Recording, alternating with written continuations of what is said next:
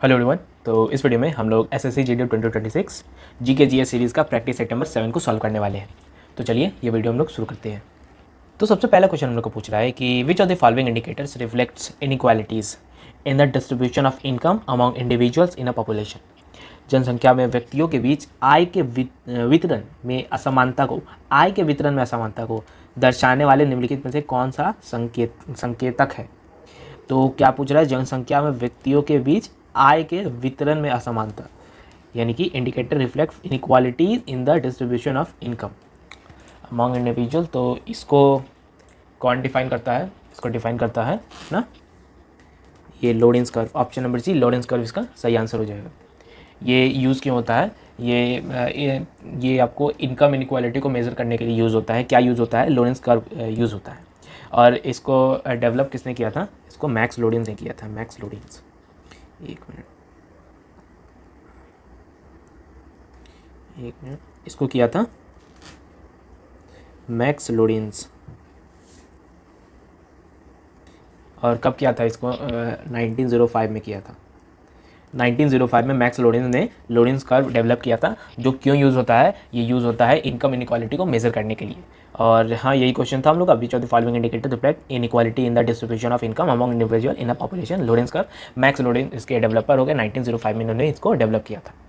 इस क्वेश्चन में पूछ रहा है कि Gujarat has the longest coast line in India. Actual सही। While Tamil Nadu is the dash largest coast line in India and is known as Coromandel coast. तो ये पूछ रहा है कि गुजरात लॉन्गेस्ट कोस्ट लाइन है इंडिया में, और तमिलनाडु किस नंबर पर है। तो गुजरात में, इंडिया में टोटल 9 स्टेट्स है जो आपको कोस्टल स्टेट्स है। और सबसे पहला क्या हो गया? सबसे पहले तो यहाँ गुजरात ही दिया हुआ है। सबसे पहला गुजरात दिया हुआ है। गुजरात का कि ये कितना हो जाता है? ये 9 टोटल है आपका कोस्टल स्टेट्स। और गुजरात में टोटल आपको कितना किलोमीटर देखने को मिलता है? 2340 किलोमीटर देखने को मिलता है। इसका बारे में आपको तुरंत याद होना चाहिए, क्योंकि गुजरात में सबसे बड़ा है 2340 किलोमीटर। 2340 किलोमीटर आप इसको रिपीट करिए, याद हो जाएगा। आप इसको क्या करिए? रिपीट करिए, याद हो जाएगा। ये इंडियन सी कोस्ट का 24% है टोटल अपना गुजरात में ही। 24% आपको कहाँ पर देखने को मिलता है? गुजरात में देखने को मिलता है। इंडियन कोस्टल में, इंडियन सी कोस्ट में आपको गुजरात में देखने को मिलता है। और गुजरात में टोटल आपके 41 पोर्ट्स हैं। 41 पोर्ट है। एक मिनट, हाँ, टोटल आपको यहाँ पर 41 पोर्ट देखने को मिलता है। ठीक है, गुजरात की बात कर रहा हूँ यहाँ पर। और अगर दूसरे स्टेट की अगर बात करूँ मैं, तो दूसरे नंबर पे कौन हो जाएगा? दूसरे नंबर पे तमिलनाडु हो जाएगा, जो कि इसका आंसर, एक्चुअल आंसर हो जाएगा तमिलनाडु, जिसको हम लोग कोरोमंडल कोस्ट के नाम से भी जानते हैं। यहाँ पर दिया हुआ है कोरोमंडल कोस्ट, जिसको हम लोग तमिलनाडु में ही जानते हैं। तमिलनाडु का दूसरा नाम ही, तमिलनाडु कोस्ट का दूसरा नाम कोरोमंडल कोस्ट है। और यहाँ पर ये सेकंड लार्जेस्ट हो जाएगा। तो यहाँ पर सेकंड हम लोग ढूंढेंगे, ऑप्शन नंबर ए, दूसरा इसका सही आंसर हो जाएगा सेकंड। तो इसका तमिलनाडु का टोटल किलोमीटर्स कितना है? तो इसका 1068 किलोमीटर है। 1068 किलोमीटर है। ये गुजरात का कितना था? 2340 किलोमीटर। तमिलनाडु का है 1068 किलोमीटर। तमिलनाडु कोस्ट को हम लोग कोरोमंडल कोस्ट के नाम से भी जानते हैं। और तीसरे नंबर पर क्या हो जाएगा? तीसरे नंबर पर आंध्र प्रदेश हो जाएगा।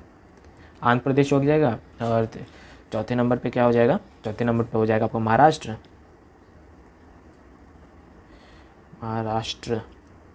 और पाँचवें नंबर पे एक मिनट इसको छोटा कर दूँ।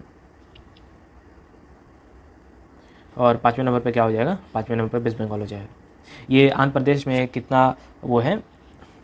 ये अपना 1053 किलोमीटर्स इसका कोस्ट लाइन है, 1053 किलोमीटर्स का। इसका महाराष्ट्र का है 877 किलोमीटर्स। और वेस्ट बंगाल का कितना है? 721 किलोमीटर।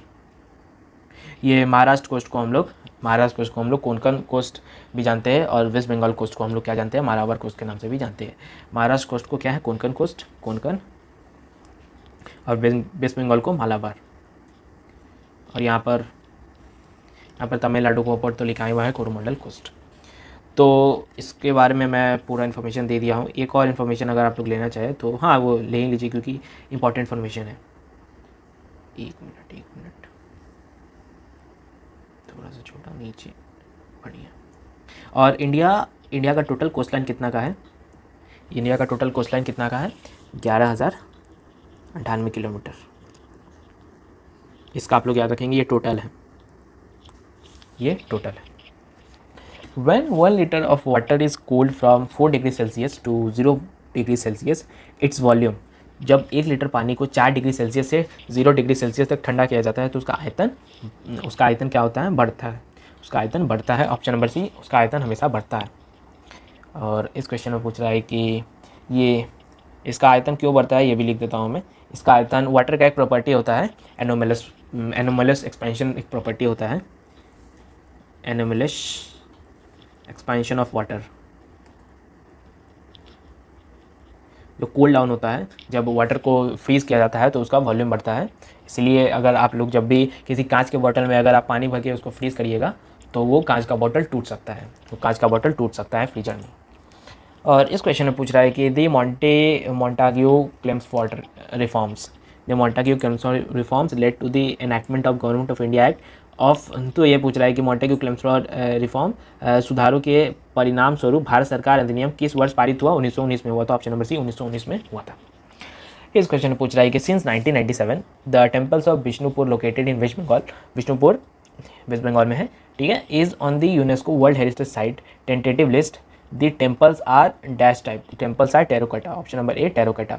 ये 1997 में the temples of Vishnupur located in the West Bengal is on the UNESCO world heritage site tentative list. The temples are terracotta type. ये मंदिर टेराकोटा प्रकार के हैं। ये हाँ, ये ऑप्शन नंबर ए टेराकोटा इसका सही आंसर हो जाएगा, टेराकोटा। ये कहाँ का बात कर रहा है? ये बात कर रहा है आपका विष्णुपुर वेस्ट बंगाल में, विष्णुपुर वेस्ट बंगाल का बात हो रहा है यहाँ पर। What did the Supreme Court decide in the Kesavananda Bharati case about the powers of Parliament to amend the Constitution of India?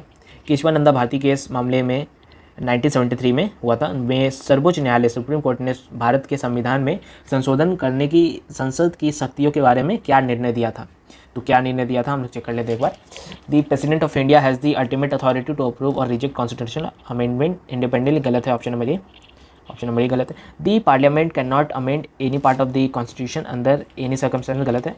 The parliament can amend the constitution but it can not change or destroy its basic structure of or essential feature. Absolutely right, option number सी एकदम सही है। संसद संविधान में संशोधन कर सकती है, संसद संविधान में संशोधन कर सकती है, लेकिन आगे का स्टेटमेंट पढ़ेंगे, लेकिन उसके मूल ढांचे या आवश्यक विशेषताओं, ये लिखा हुआ है यहाँ पर बेसिक स्ट्रक्चर या और एसेंशियल फीचर्स, उसको बदलने का या फिर नष्ट करने का क्षमता नहीं है संसद के पास। संसद संविधान में संशोधन को कर सकती है, लेकिन उसके विशेषताओं को बदलने का या नष्ट करने का अधिकार नहीं है संसद के पास।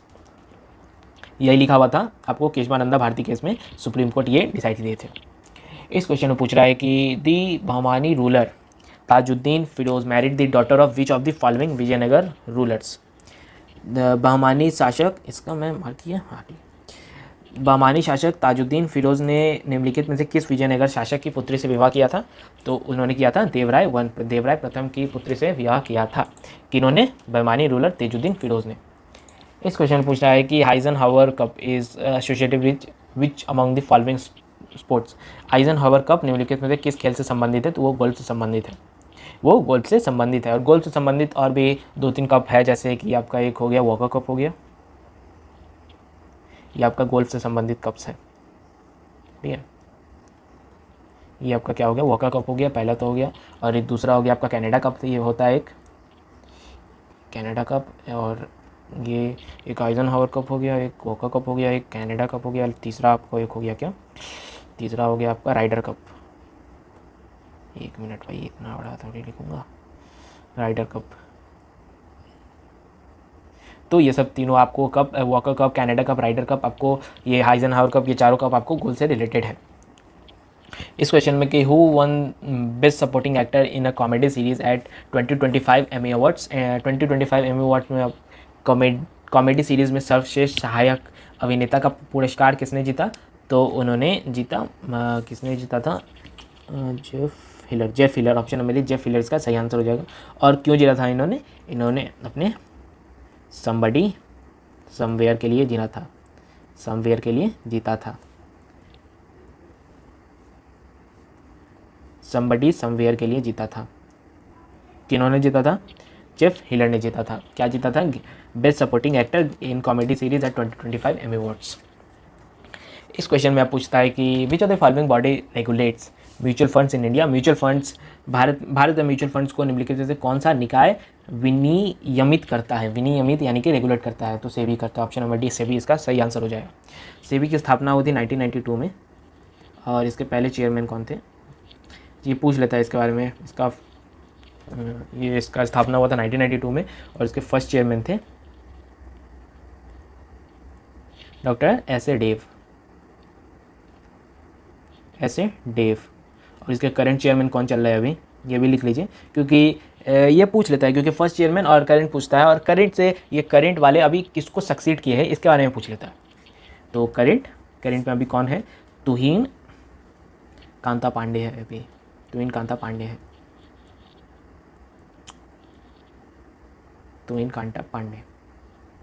ये भी करेंटली अभी चेयरमैन है सेबी के, और सेबी को फाउंड किया गया था 1992 में। Concept of Chipko movement originally come from, तो concept of Chipko movement originally come from Rajasthan, option number A Rajasthan इसका सही आंसर हो जाएगा। Which of the following option correctly list the composition of state executive in India, निम्नलिखित में से कौन सा विकल्प भारत में राज्य कार्यपालिका की संरचना को ढंग से दर्शाता है। तो स्टेट एग्जीक्यूटिव इन इंडिया के बारे में पूछ रहा है, तो क्या था, एक तो आपका गवर्नर हो गया, दूसरा आपका चीफ मिनिस्टर, और एक तीसरा काउंसिल ऑफ मिनिस्टर्स। हम लोग ढूंढेंगे ये तीनों, हाँ option number a governor, chief minister और काउंसिल ऑफ मिनिस्टर्स। इस क्वेश्चन में पूछ रहा है कि which state reported the highest number of complaints under the जल जीवन मिशन में के तहत सबसे अधिक शिकायतें किस राज्य ने दर्ज की थी। Option number B Uttar Pradesh का सही आंसर हो जाएगा, 84% था, जो 84% था total. Who is the author of book named Alice in Wonderland एक बुक है, उसके लेखक के बारे में पूछ रहा है, तो उनके लेखक हो जाएंगे Lewis Carroll, option number D Lewis Carroll इसका सही आंसर। 1865 में इन्होंने ये बुक लिखा था। Dash connects bone to the other bones, तो हड्डियों को अन्य हड्डियों से जोड़ता है, लिगामेंट जोड़ता है। What is the total investment made to the set up the BrahMos unit in Lucknow में ब्रह्मोस यूनिट स्थापित करने के लिए कुल निवेश कितना किया गया है, तो कुल निवेश 300 करोड़ किया गया है। और ये यूनिट अपना एक साल में कितना मिसाइल्स बनाकर दे सकता है, 80 से 100 मिसाइल्स बनाकर दे सकता है per year. According to census 2001 sex ratio is dash females per 100 mails, तो ये सेक्स रेशियो पूछ रहा है सेंसस 2001 के हिसाब से। 2001 के बारे में पूछा है, 2011 के बारे में नहीं। 2001 में क्या था, 933 females per 100 mails, option number सी। आगे बढ़ें, तो which of the following pairs of folk painting state in India is not correct पूछ रहा है, कौन सा गलत है। तो वारली पेंटिंग महाराष्ट्र में है, एब्सोल्युटली राइट, और मधुबनी पेंटिंग बिहार में है, बिल्कुल सही। मधुबनी पेंटिंग बिहार से रिलेटेड है और वारली पेंटिंग महाराष्ट्र में हम लोग को देखने को मिलता है, तो दोनों सही है। लेकिन यहाँ पर पूछ रहा है कि कौन सा करेक्ट नहीं है, कौन सा इनकरेक्ट है, तो कोई भी इनकरेक्ट नहीं है, ऑप्शन नंबर बी, ना ही 1 ना ही 2। Which of the following sectors saw major reforms in 1991 economic liberalization, तो इकोनॉमिक लिबरलाइजेशन में तो हेल्थ केयर को ही देखेगा, इंडस्ट्री एंड ट्रेड सबसे ज़्यादा इफेक्ट होगा। Which constitutional amendment act restored the parliament power to amend fundamental rights, किस संवैधानिक संशोधन अधिनियम ने संसद की मौलिक अधिकारों का संशोधन करने की शक्ति को पुनः स्थापित किया था, तो वो किया था 24वें अमेंडमेंट एक्ट 1971 में किया था। तो चलिए स्टूडेंट्स, आज के लिए हम लोग इतना ही रखते हैं। उम्मीद है कि आप लोग को ये वीडियो पसंद आया होगा, और अगर पसंद आया तो लाइक करिए और हमारे चैनल को सब्सक्राइब करिए। और अगर आपके मन में कोई भी अगर डाउट आ रहा है और इस वीडियो को रिलेटेड अगर कोई भी आपके मन में अगर डाउट आ रहा है, तो आप लोग हमें कमेंट कर सकते हैं, हम आप कमेंट का रिप्लाई करने का पूरा से कोशिश करेंगे। चलिए मिलते हैं हम लोग अपने अगले वीडियो में, तब तक के लिए धन्यवाद।